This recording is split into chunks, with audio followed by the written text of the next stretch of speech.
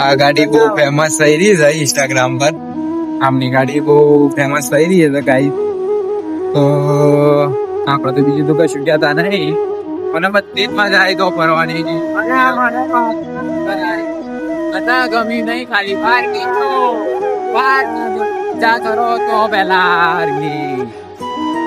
વિચાર કરો બધી મજા આવશે તો ખાલી પાર્કિંગ સુવિધા કરો પેલી.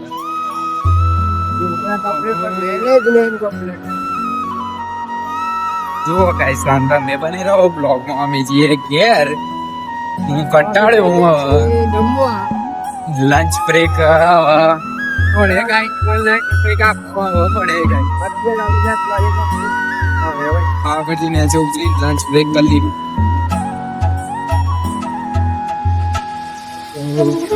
બ્લોગ કઈ